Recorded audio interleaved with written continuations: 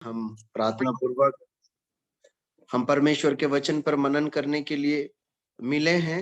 हम प्रार्थना पूर्वक बैठे हैं कि परमेश्वर का वचन हमसे बातचीत करें। हमने पहला पत्रस की पत्री को अध्ययन करना आरंभ किया है और आज भी हम उसी पत्री में से मनन करेंगे। हम सब निकालेंगे पहला पत्रस की पुस्तक पत्री, पहला पत्रस की पत्री, फर्स्ट पीटर, और उसका पहला अध्याय और उसकी एक आयत से हम जो है उसकी 12 आयत तक अभी के लिए पढ़ लेंगे। पहला पत्रस पहला अध्याय उसकी एक आयत से 12 आयत तक हम पढ़ेंगे। कोई भी पढ़ने में मदद कर सकते।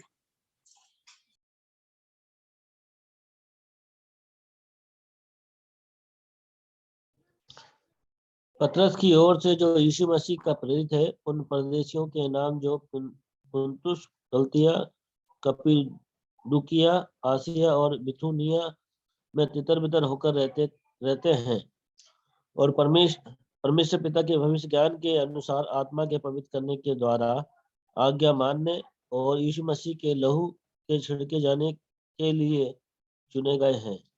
तुम्हें अत्यंत अनुग्रह और शांति मिलती रहे।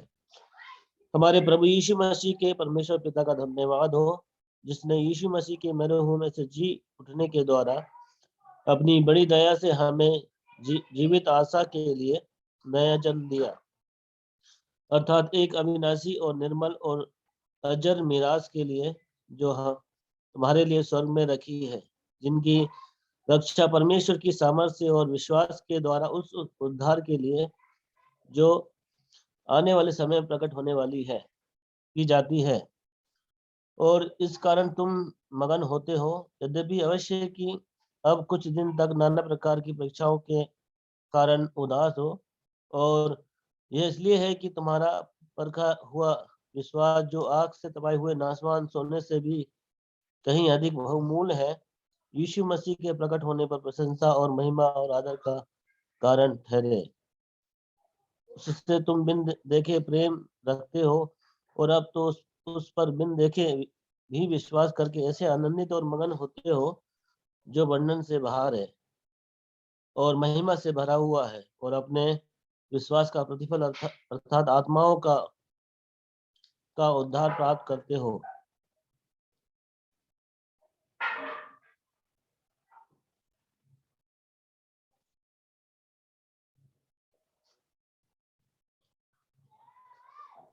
दस आज से आगे भी कोई भाई पढ़ने में मदद करे।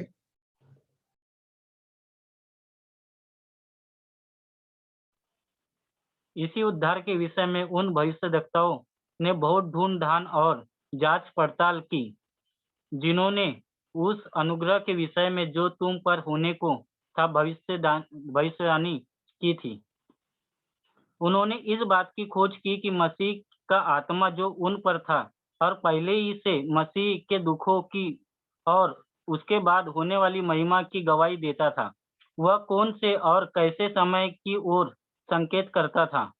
उन पर यह प्रकट किया गया कि वे अपनी नहीं वरन तुम्हारी सेवा के लिए ये बातें कहा करते थे, जिनका समाचार अब तुम्हें उनके द्वारा मिला, जिन्होंने पवित्र आत्मा के द्वारा जो स्वर्ग में भेजा गया तुम्हें सुसमाचार सुनाया, और इन बातों को स्वर्गदूत भी ध्यान से देखने की लालसा रखते हैं। परमेश्वर अपने वचन के पढ़े और सुने जाने पर आशीष दे, और इसके द्वारा मनन करने और सीखने के लिए परमेश्वर हमारी सहायता करे। हमने पिछले सप्ताह शुक्रवार को इस पत्री का अध्ययन आरंभ किया था, और भाई बेंजी ने इस पत्री का एक जनरल इंट्रोडक्शन हमें दिया, उस पत्री से हमें परिचय कराया। उन्होंने बताया कि जैसे पत्री का नाम है पहला पत्रस, ये पत्रस द्वारा लिखी गई है, और उसको लिखने में जो सहायक का कार्य किया है वो सिलास ने किया है। फिर उन्होंने कुछ कुछ बातों को, पूरी जो पहला पत्रस है पूरी पत्री से कुछ कुछ बातों को लेकर हमारे साथ शेयर किया, जैसे कि उन्होंने बताया कि विश्वासियों के कर्तव्य या अधिकार क्या होते हैं। फिर उन्होंने कुछ संबंधों के बारे में बताया कि विश्वासी के साथ संबंध। फिर उन्होंने बताया कि विश्वासी का अथॉरिटी जो हमारे नौकरी या अन्य जगहों पर हमारे जो बॉस लोग होते हैं उनके साथ संबंध, फिर प्रशासन के साथ हमारे संबंध, फिर हमें जो दुख देने वाले हैं उसके साथ हमारे संबंध। इस प्रकार से कई सच्चाइयों को हमने देखा था और इस प्रकार हमने इस पूरे पत्री का एक ओवरव्यू देखा था कि ये पत्री क्या संदेशों को लेकर हमारे पास आती है या आने वाले समय में जब हम मनन करेंगे तो कौन सी बातों को देखेंगे।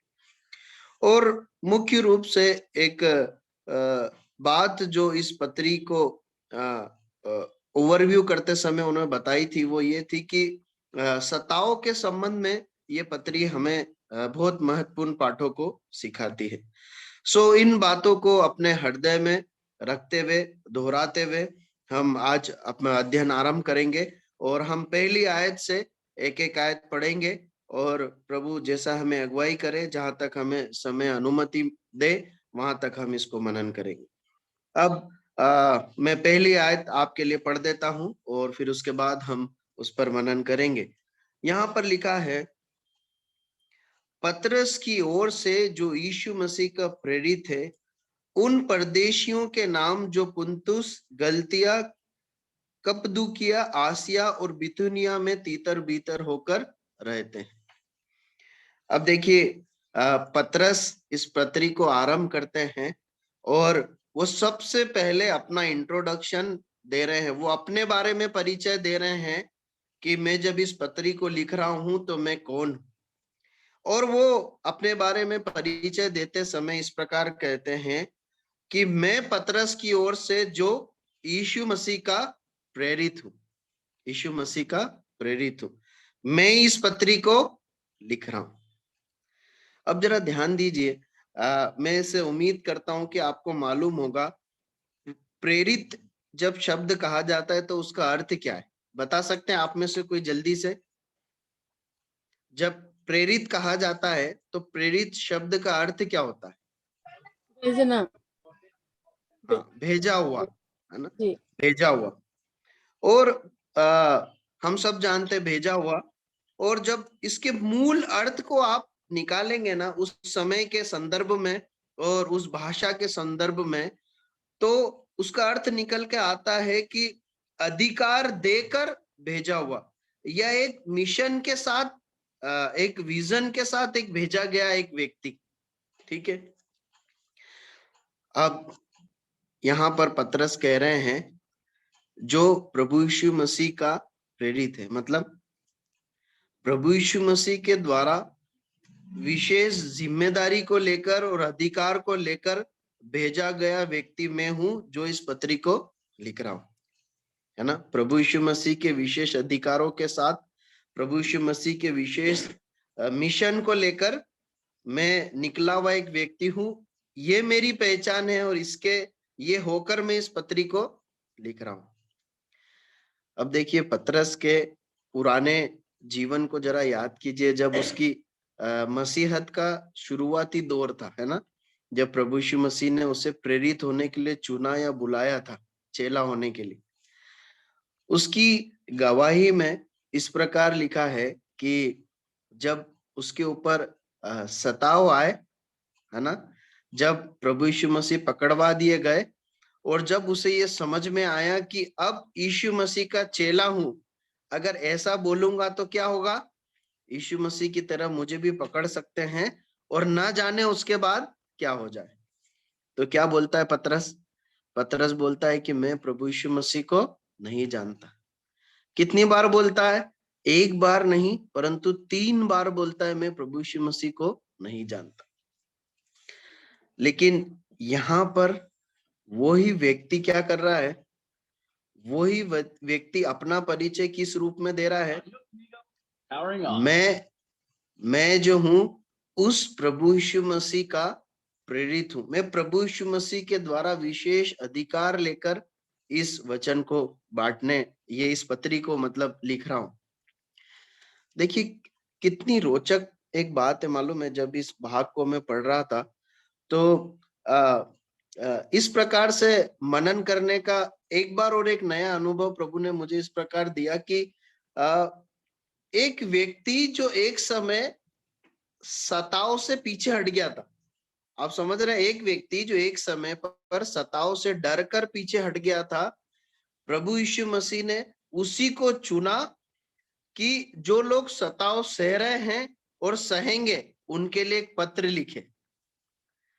आप समझ रहे हैं, एक व्यक्ति जो डरपोक और कायर बनकर एक समय हट गया था पीछे सताव के कारण, उसी व्यक्ति को प्रभु यीशु मसीह ने अनुग्रह दिया और इस बात के लिए चुना कि वो सताए जाने वाले लोगों को एक पत्र लिखकर प्रोत्साहन दे, सताओं में कैसे जीना है ये सिखाए, और न केवल उस समय पर वो आने वाले समय के लोगों के भी काम आए।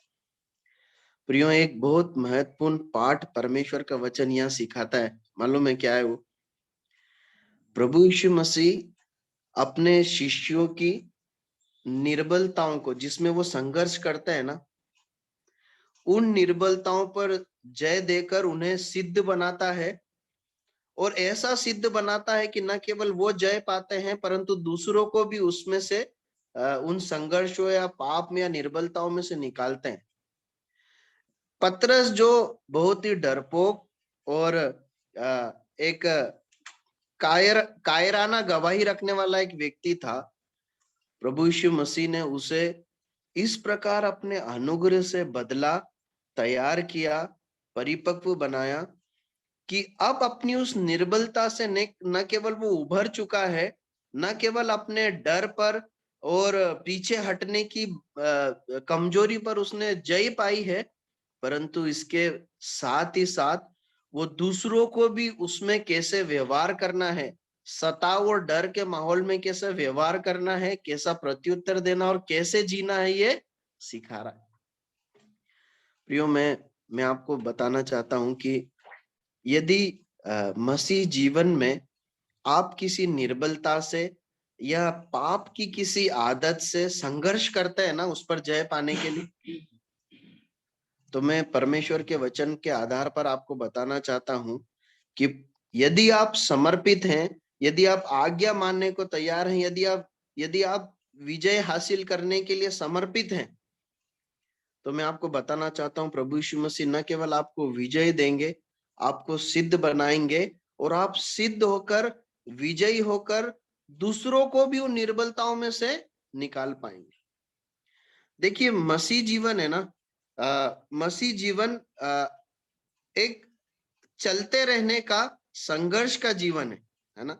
जब एक व्यक्ति प्रभु यीशु मसीह पर विश्वास करता है, या एक विश्वासी जब अपना मसीह जीवन जी रहा है, तो वो सिद्ध नहीं है, परंतु सिद्धता उसका लक्ष्य है। अब इस दौड़ में पता है क्या होता है, कई बार वो गिर भी जाता है, कई बार वो पराजित भी हो जाता है, लेकिन यदि वो इस बात के लिए समर्पित है कि मैं परमेश्वर के लिए अपना जीवन जीऊंगा, मैं प्रभु यीशु मसीह के पीछे चलने का निर्णय लिया है, मैं उससे पलटूंगा नहीं, तो आप यकीन मानिए प्रभु यीशु मसीह उसे एक ऐसे इंसान के रूप में बना देते हैं, जब उसकी सारी निर्बलताएं, संघर्ष, पाप के साथ का जो उसका संघर्ष होता है, जहां पराजय होती, जहां बार बार वो गिरता है, उसमें से वो क्या हो जाता है, वो विजयी हो जाता है, और विजयी होकर वो निकलता है, और उसके बाद वो दूसरों की भी मदद कर पाता है। पतरस हमारे सामने इस बात का एक बहुत ही सरल और उम्दा उदाहरण है, क्या कि प्रभु यीशु मसीह अपने शिष्यों के जीवन में जो उनकी निर्बलता है ना, अलग अलग व्यक्ति की अलग अलग निर्बलता होती, प्रभु यीशु मसीह अपने शिष्यों के जीवन में उनकी निर्बलता और संघर्ष में से उनको जय देते हैं, उन्हें सिद्ध करते हैं, और उन्हें इस लायक बनाते हैं कि दूसरों को भी वो उसमें से निकाल सके। अलग अलग विश्वासी की अलग अलग निर्बलता हो सकती।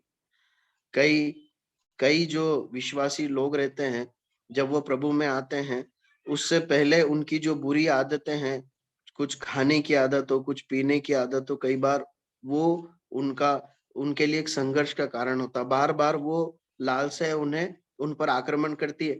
आने वाले समय में भाई लोग उसके बारे में भी सिखाएंगे जब समय आएगा इस पत्री में। तो कई बार ये सामना करना पड़ता है, ये संघर्ष रहते हैं, है ना।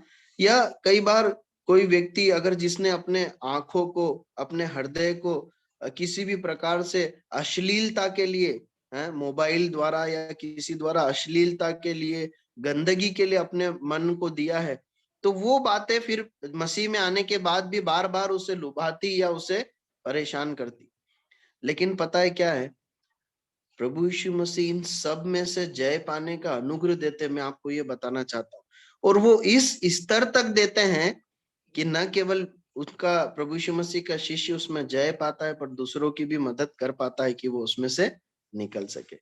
प्रभु सहायता करे, इन सत्यों को हम गंभीरता से समझ सके, अपने व्यवहारिक जीवन में लागू करें, जय पाए, प्रभु की महिमा के लिए जिए और दूसरों को भी उसमें से निकालने में मदद कर सके, जैसा हम पतरस को करते हुए देखते हैं।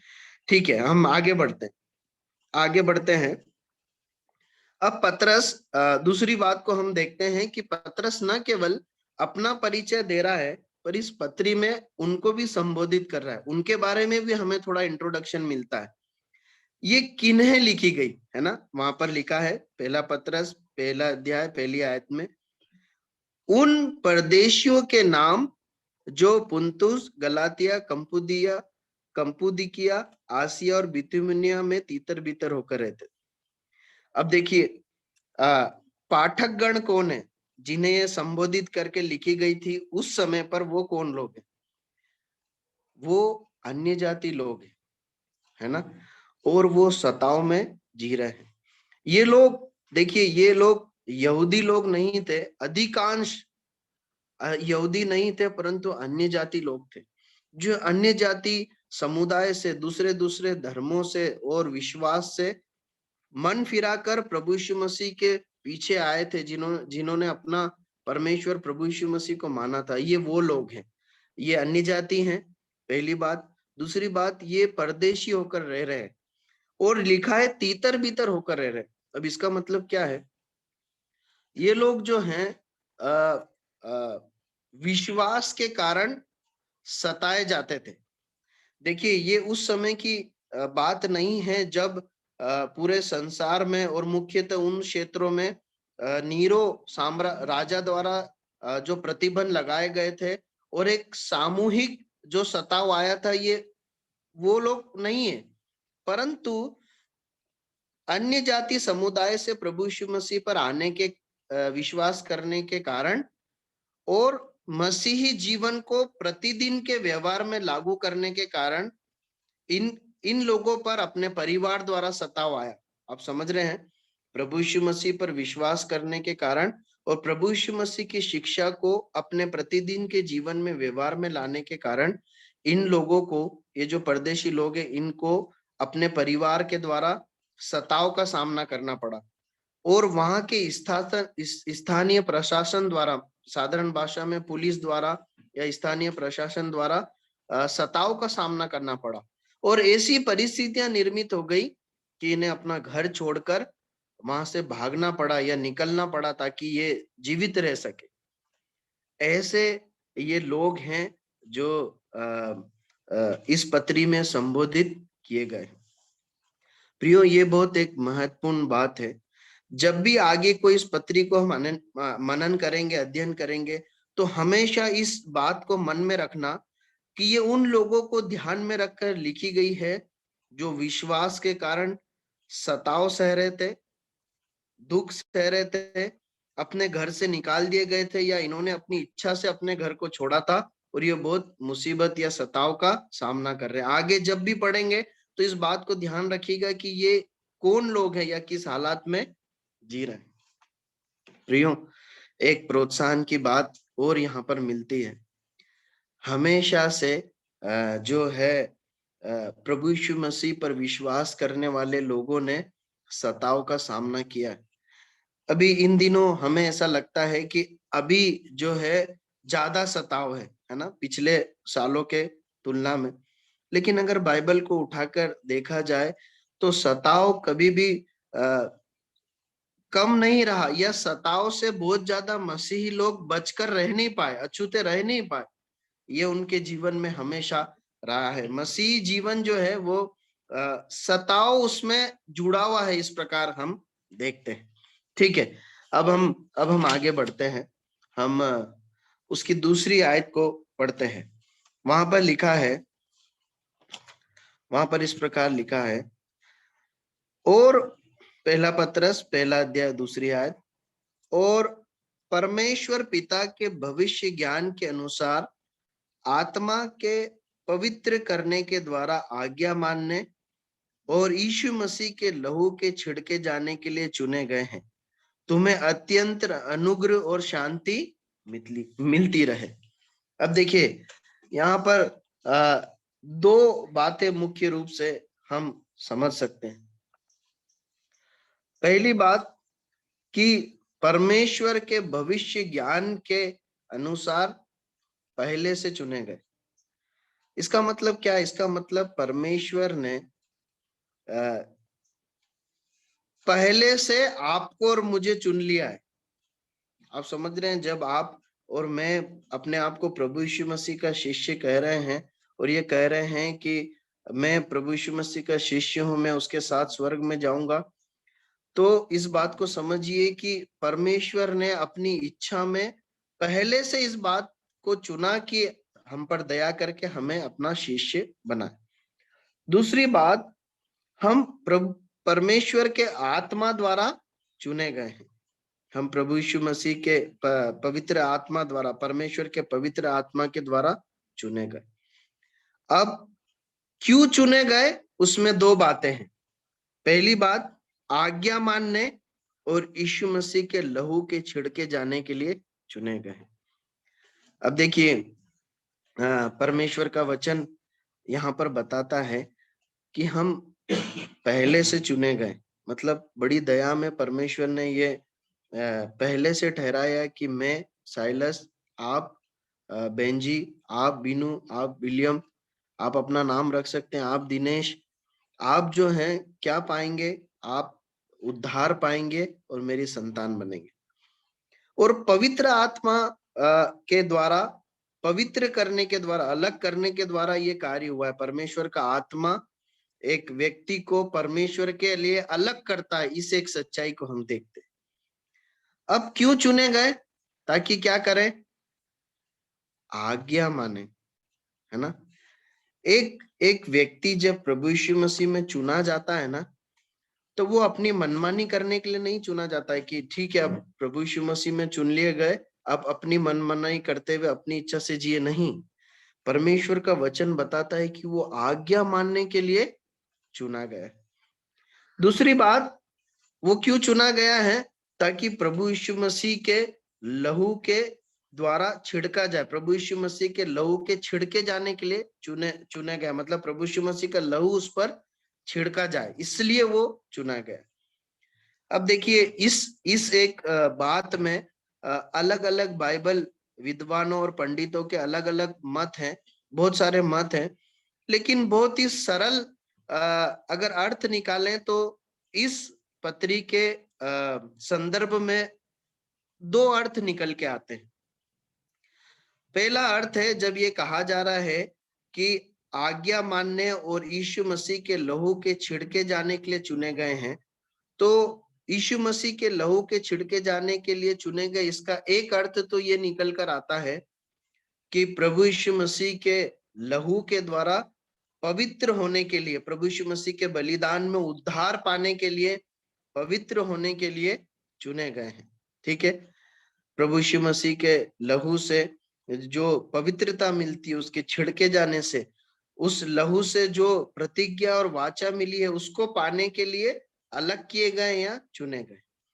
और दूसरा अर्थ ये निकल कर आता है कि न केवल उद्धार पाते समय, न केवल उद्धार पाने के लिए, परंतु उसके बाद प्रतिदिन के जीवन में भी प्रभु यीशु मसीह का लहू जो है एक विश्वासी को शुद्ध करता है, पवित्र करता है, ताकि वो परमेश्वर की सहभागिता में रहे और प्रभु यीशु मसीह का लहू का छिड़काव उसे हमेशा इस अनुग्रह को देता है या उसे इस योग्य ठहराता है कि वो परमेश्वर के साथ अनंत काल के लिए स्वर्गीय राज्य के लिए सुरक्षित। आप समझ रहे हैं, न केवल पापों से पवित्र करने के लिए परंतु पवित्र बने रहने के लिए, न केवल अलग करने के लिए परंतु अलगाव का जीवन जीने के लिए प्रभु यीशु मसीह का छिड़काव हमारे ऊपर डाला गया। ठीक है, प्रभु सहायता करे इन वचनों के अनुसार समझने, इन वचनों को समझने और इसके अनुसार करने के लिए हमारी मदद करे। अब हम जो है तीसरी आयत से 9 आयत तक मनन करेंगे और इन आयतों को सरल करके समझने के लिए हम इन 3 से 9 में से कुछ कुछ बीच में से आयतों को पढ़ते हुए इसे क्रमानुसार जमा के हम इसका मनन करेंगे। अब सबसे पहली बात जो हम देखते हैं उसकी 7 आयत कोई पढ़ लीजिए कृपया करके, 7वीं आयत पढ़ने में मदद करें।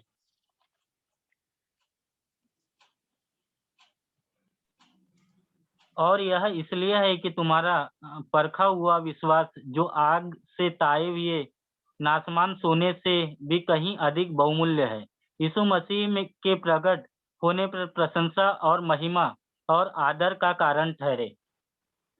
अब देखिए, जब अभी हम देख रहे थे कि परमेश्वर ने जो है हमें पवित्र होने के लिए चुना है और परमेश्वर ने जो है हमें पवित्र किया है, हम उसके द्वारा अलग किए हुए हैं। अगर ये सब बातें हैं तो विश्वासी के जीवन में सताव क्यों है ना? तो पहला प्रश्न जो ये बनता है या हम इसको समझने के लिए ले सकते हैं वो ये है कि विश्वासी के जीवन में सताव क्यों आते हैं। यहाँ पर जो दिनेश भाई ने आयत पढ़ी, हम उस आयत में उसका उत्तर देखते हैं। क्यों आते हैं सताव? मुझे लगता है कि आप जवाब दे सकते हैं, आप बता सकते हैं क्यों आते हैं सताव इस वचन के अनुसार जो हमने पढ़ा? विश्वास परखने के लिए। विश्वास परखने के लिए, विश्वास परखने के लिए। अब जरा जो संदर्भ हमने देखा था उसके प्रकाश में इसे समझने की कोशिश कीजिए। विश्वास का परखा जाना क्यों जरूरी है? वो इसलिए जरूरी है ताकि ये बात स्पष्ट हो जाए या समझ में आ जाए कि ये व्यक्ति जिसने प्रभु यीशु मसीह पर विश्वास किया है, ये सचमुच में परमेश्वर के आत्मा द्वारा चुना गया एक व्यक्ति है या नहीं है। सचमुच में परमेश्वर का सच्चा कार्य इसके अंदर हुआ या नहीं हुआ, ये सचमुच में परमेश्वर के द्वारा चुना या बुलाया गया है या नहीं है, या फिर इसने कोई भावनाओं में, कोई स्वार्थ में आकर प्रभु यीशु मसीह के पीछे चलने का निर्णय लिया। अब देखिए होएगा क्या, अगर सच में एक व्यक्ति को परमेश्वर के आत्मा ने चुना है, परमेश्वर ने चुना है, उसके अंदर परमेश्वर के आत्मा का सच्चा कार्य हुआ है, सच में उसने प्रभु यीशु मसीह को अपना प्रभु मान लिया है, क्या होगा? जब सताव आएगा ना तो वो पीछे नहीं हटेगा। ये सताव उसके विश्वास को परखेगी और वो अगर वो सच्चा है तो पीछे नहीं हटेगा, और अगर वो उसका विश्वास झूठा है या केवल किसी भावनाओं में आकर उसने निर्णय लिया है या फिर किसी स्वार्थ में निर्णय लिया है, क्या होगा? वो विश्वास से पीछे हट जाएगा। जब प्रभु यीशु मसीह के पीछे चलने के कारण उसको अपने परिवार और समाज और शासन द्वारा प्रताड़ित किया जाएगा, मानसिक शारीरिक आघात पहुंचाया जाएगा, नुकसान पहुंचाया जाएगा, तो क्या होगा? पीछे हट जाएगा। इसलिए बहुत जरूरी है कि विश्वास परखा जाए। क्यों परखा जाए मालूम है? क्योंकि वहां पर लिखा है कि जो है तुम्हारा जो विश्वास है वो सोने से भी कहीं अधिक बहुमूल्य है। ये विश्वास जो है ना, ये परमेश्वर का वचन या परमेश्वर इसे बहुत एक बहुमूल्य एक बात के रूप में देखता है। अब अगर सोने को परखना है, सोने से तुलना की गई इसलिए सोना ही बोल रहा हूं, सोने को परखना है तो खरा है कि नहीं है, एक ही बात से पता चलेगा, क्या मालूम है? कि उसे भट्टी में तपाया जाए, उसे जो है आग में तपाकर देखा जाए, तब आग में क्या होगा, जो चीजें सोना नहीं है और दूसरे दूसरे मटेरियल है जो उसमें जुड़े हुए हैं, वो क्या पिघल कर हट जाएंगे, वो खत्म हो जाएंगे। सोना अगर है तो वो और निखर कर सामने आएगा। प्रियो, सताव इसलिए आते हैं ताकि हम विश्वास में मजबूत हो जाए, या हमारा विश्वास परख कर इस बात को सिद्ध कर दे कि मैं प्रभु यीशु मसीह का सच्चा शिष्य, प्रभु यीशु मसीह का सच्चा शिष्य। देखिए यहाँ पर है ना, पाप के साथ संघर्ष और लालसाओं के साथ लड़ाई की बात नहीं हो रही है ना। यहाँ पर प्रभु यीशु मसीह पर विश्वास करने के कारण परिवार, प्रशासन या अन्य प्रकार से होने वाले नुकसान, सताव, आघात की बात हो रही। प्रभु इस बात को समझने के लिए सहायता करें। अब देखिए एक और बात, मैं इससे जुड़ी हुई वो बात है, इसलिए बोलकर ही आगे बढ़ूंगा, उसलिए रुकूंगा नहीं। दूसरी बात हम सीखते हैं कि यदि आप लिख रहे हैं तो लिख लीजिए, जो लोग सताव में से होकर गुजरते हैं ना, या जिन लोगों का विश्वास इस प्रकार प्रभु यीशु मसीह के पीछे चलने के कारण परखा जाता है, जो लोग सताव में से होकर गुजरते हैं, वो और अधिकाई से परमेश्वर के अनुग्रह को पाते हैं, और अधिकाई से परमेश्वर की महिमा को देख पाते हैं, और परमेश्वर बहुत अधिकाई से अपना प्रकाशन उन्हें देते। कैसे बोल सकते हैं? देखिए, एक आयत रेफरेंस के लिए लिख लीजिए, बहुत सारे उदाहरण है पर आपको एक आयत लिखवा रहा हूं मैं। प्रकाशित वाक्य 1:9 मैं आपके लिए पढ़ता हूं।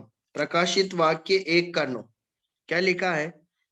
मैं यूहन्ना जो तुम्हारा भाई, रेवलेशन चैप्टर 1:9, मैं यूहन्ना जो तुम्हारा भाई और यीशु के क्लेश और राज्य और धीरज में तुम्हारा सहभागी हूं, परमेश्वर के वचन और यीशु की गवाही के कारण पतमुस नाम टापू में था।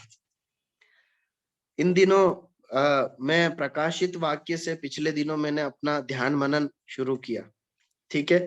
अब जब इस भाग को मैं पढ़ रहा था तो प्रभु ने इस प्रकार से मुझसे बातें की कि उन लोगों को देखो जो प्रभु यीशु मसीह के कारण सताव सहे हैं। अब यूहन्ना यहाँ पर एक काला पानी की सजा काट रहा है, टापू में उसे छोड़ दिया गया है ना, सजा में है वो। लेकिन इसलिए कि वो सजा में है, हम देखते हैं कि परमेश्वर बड़े अनुग्रह में उसे अपना दर्शन देते हैं। उसने परमेश्वर की महिमा को, प्रभु यीशु मसीह को महिमा को देखा और प्रकाशन पाया, वचन पाया जो दूसरे को बांटे। अब देखिए, आप पौलुस से तुलना कीजिए इस बात को। पौलुस की अधिकांश पत्रियां कब लिखी गई? जब वो कैद में था, सताव में था। आप समझ रहे हैं? अब देखेंगे यूसुफ जो है, यूसुफ जब कैद में था तब उसने पहली बार जो है उन स्वप्नों का अर्थ बताया जो उसके साथ कैदी बनकर आए। यदि आप भविष्यवक्ताओं की पुस्तक उठाएंगे तो आप देखेंगे यशा और अन्य प्रभु के दासों को बहुत बहुत सताव सहे उन्होंने, लेकिन सताव सहे, परंतु हमें जो प्रकाशन दिया है वो उन्हीं के द्वारा आया है।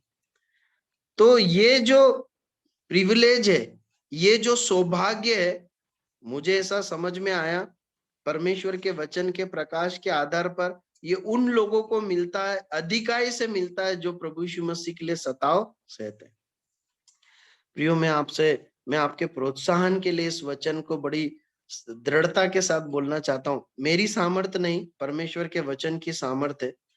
यदि आप यीशु मसीह के नाम से आज कोई सताव सह रहे हैं ना, आप मानसिक, शारीरिक, आर्थिक कुछ भी आघात या नुकसान सह रहे हैं, सताव में होकर गुजर रहे हैं, तो परमेश्वर का वचन आज आपसे कहना चाहता है, आप उतना अधिक अनुग्रह भी पाएंगे, उतने अधिक शांति भी पाएंगे, और परमेश्वर की महिमा को आप देख पाएंगे दूसरे न सताव सहने वाले विश्वासियों से कहीं अधिक।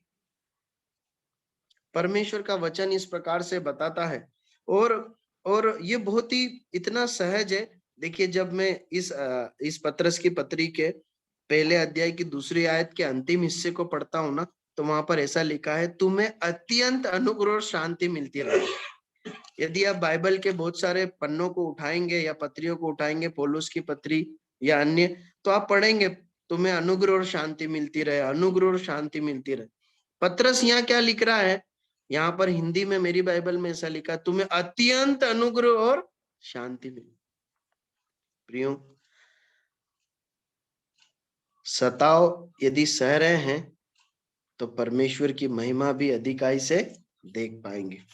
ठीक है, अब हम आगे बढ़ते हैं, हम आगे बढ़ते हैं और हम देखते हैं ये सताव जो है ना, दुख लेकर आते हैं। हमने इस एक बात को भी पिछले सप्ताह छुआ था या इसके बारे में देखा था। हम आज और इसको थोड़ा सा देखकर आगे बढ़ेंगे। हाँ, 6 आयत को पढ़िए, कोई पढ़ने में मदद करें जल्दी से। 6 आयत, पहला पत्रस 1:6। और इस कारण तुम मगन होते हो, यद्यपि अवश्य है कि अब कुछ दिन तक नाना प्रकार की परीक्षाओं के कारण उदास हो। देखिए, यहाँ पर लिखा है कि वो जो लोग हैं वो उदास है। तो एक सच्चाई ये है कि सताव जो है वो उदासी लेकर आता है। सताव, उदासी, निराशा लेकर आ सकता है ना। पौलुस के जीवन के अनुभव को भी हम पढ़ेंगे तो समझ में आता है कि सताव, क्योंकि स्वाभाविक है, जब आपको कोई मारेगा तो दर्द होगा। ऐसा नहीं है कि प्रभु यीशु मसीह के लोगों को मारा जाता तो दर्द नहीं होता, दर्द होगा। यदि और कुछ कार्रवाई होती तो मानसिक आघात होगा, उनके परिवार लोग बड़ी मुसीबत में पड़ेंगे, आर्थिक हानि होगी, सब होगा। तो सताव दुख और निराशा या उदासी लेकर आता है, लेकिन उत्साह की बात मालूम क्या है?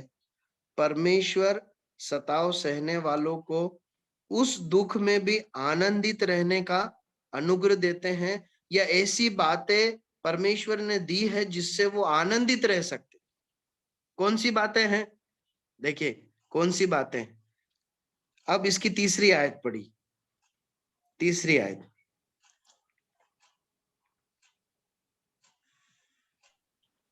हमारे प्रभु यीशु मसीह के परमेश्वर और पिता का धन्यवाद हो, जिसने यीशु मसीह के मरे हुओं में से जी उठने के द्वारा अपनी बड़ी दया से हमें जीवित आशा के लिए नया जन्म दिया। जीवित आशा के लिए नया जन्म दिया। 6 आयत में पत्रस इस प्रकार कहते हैं, इस कारण तुम मग्न होते हो, है ना। उदास हो पर इस कारण मग्न होते हो। किस कारण? यहाँ पर कारण दिया हुआ है, क्योंकि तुम्हें नया जन्म मिला है, तुम्हें नया जन्म मिला है। तुम इस शरीर में जरूर हो जिसमें तुम एक बार जन्मे, लेकिन तुम्हें नया जन्म दिया गया है। ये नया जन्म तुमसे कभी छीना ना जाएगा। इस जीवन के साथ तुम परमेश्वर के साथ सहभागिता रखते हो, ये एक आनंद का कारण है। उसके बाद नया, उसका अगला कारण देखते हैं आनंद होने का, आनंदित होने का क्या है? नया जन्म दिया है और जीवित आशा के लिए नया जन्म दिया। देखिए, सताव में आनंद देने की बात यह है कि नया जीवन मिला है। दूसरी आनंद देने की बात क्या है? कि एक आशा है, आशा है। अब आशा क्या है? आशा ये है, चौथी आयत, अर्थात एक अविनाशी, निर्मल और अजर मिरास के लिए। आशा ये है कि संसार में चाहे मेरा सब कुछ चला जाए, परंतु मेरे लिए एक मिरास परमेश्वर ने रखी है। जिसने मुझे जन्म दिया है, मेरे बाप की संपत्तियां, मेरे बाप की महिमा मेरे लिए आने वाले समय में रखी है, जिसे मैं प्राप्त करूंगा। ये जो है, ये आशा परमेश्वर ने हमें दी है। अब जरा ध्यान दीजिए, मैंने आपसे बोला था कि जब भी हम आगे पढ़ेंगे तो ये याद रखना कि ये किन लोगों को लिखी गई है। किन लोगों को लिखी गई है आप बताएंगे? मैंने आपको याद करवाया था, किन लोगों को लिखी गई है, बताएंगे प्लीज? कोई एक बताएं जरूर से।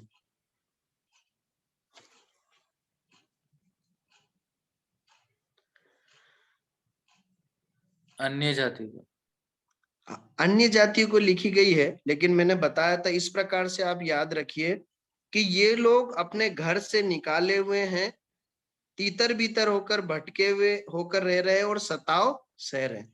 अन्य जाति हैं, सताए जा रहे हैं और अपने घर से निकाले हुए मुसाफिर या परदेसी। अब देखिए ऐसे लोग जिन्होंने अपना घर बार सब कुछ छोड़ दिया है ना, वो लोग जो क्या कर रहे हैं, उनके उनके लिए प्रोत्साहन के लिए लिखा गया है, उन्हें क्या मिलेगी? मीरास मिलेगी। प्रियो, मुझे नहीं लगता कि हम उस बात की कल्पना कर पाएंगे, इनके हृदयों की कल्पना कर पाएंगे जब ये वचन इन्हें मिला होगा कि अपने घर से परदेशी होकर भटक रहे हैं, है ना, सब कुछ छीन गया। उस समय पर पतरस का ये लेटर पहुंचा जिसमें लिखा है तुम्हें एक मिरास मिलने वाली। वो मिरास कैसी है? अविनाशी। अविनाशी मतलब कभी नष्ट नहीं होगी, ठीक है। उसके बाद वो निर्मल है मतलब पवित्र है। जो मिरास मिलेगी वो कभी भी खत्म नहीं होगी, नष्ट नहीं होगी, मतलब उसकी मृत्यु नहीं होगी, ठीक है, नाश नहीं होगी वो। उसके बाद वो पवित्र है, उसमें कोई खोट या दाग धब्बा नहीं, वो बिल्कुल प्योर है, शुद्ध है।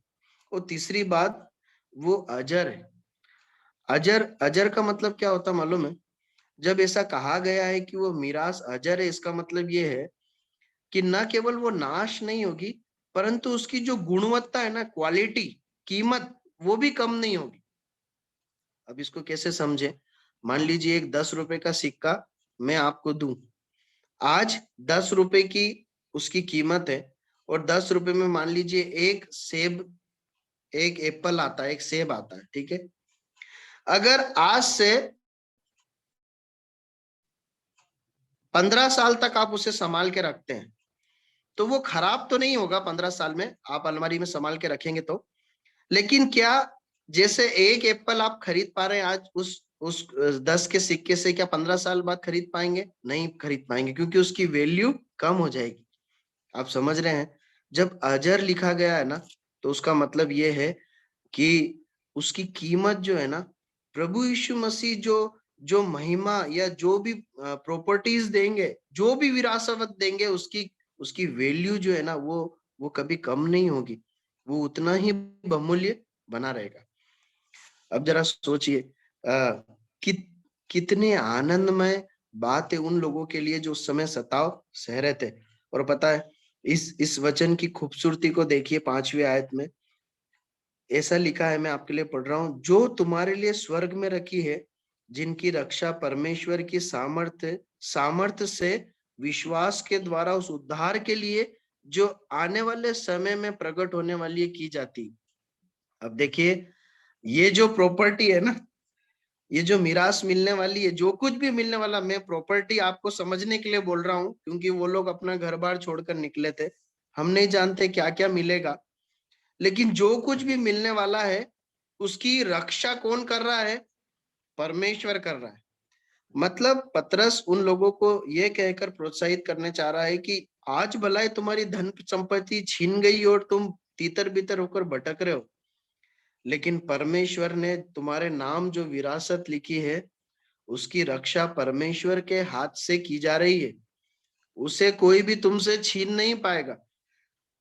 हालांकि इस समय परमेश्वर ने अनुमति दी है कि तुम्हारा घर बार, पैसा, धन संपत्ति छीन जाए, तुम्हें प्रताड़ित भी किया जाए, लेकिन इस जीवन के बाद जो नया जीवन है, जो अनंत काल का स्वर्गीय जीवन है, उसमें जो मिरास है वो कभी भी जो है वो तुमसे कोई छीनेगा नहीं। ये कारण है जो ये विश्वासी लोग जो है ना, वो 6ठी आयत में तब हम पहुंचते हैं तो इस प्रकार लिखा, इस कारण तुम मगन होते हो, इस कारण मगन होते हो। और एक और बात ध्यान दीजिएगा, हम समाप्त की ओर हैं, और हम इसकी 8 आयत और 9 आयत को कोई पढ़ लीजिए, क्या लिखा है? 8 और 9 आयत को पढ़ लीजिए।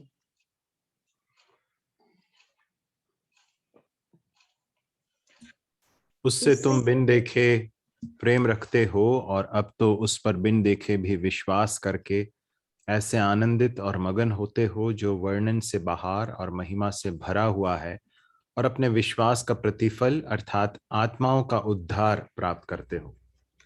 अब देखिए यहाँ पर लिखा है कि उससे तुम बिन देखे प्रेम रखते हो, है ना, और अब तो उस पर बिन देखे भी विश्वास करके ऐसे आनंदित और मगन होते हो जो वर्णन से बाहर और महिमा से भरा हुआ है।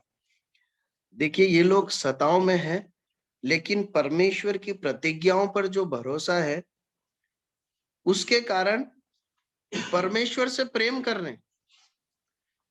जिस परमेश्वर के कारण उनके ऊपर सताव है, जिस परमेश्वर ने, अगर बहुत सरल करके बोलूं तो जिस परमेश्वर ने उनके धन संपत्ति को छीन लिया है, जिस परमेश्वर के कारण दर दर भटक रहे हैं, उस परमेश्वर के प्रति उनका प्रेम का स्तर देखिए। प्रियो, ये है सच्चा विश्वास, ये है सच्ची मसीहत।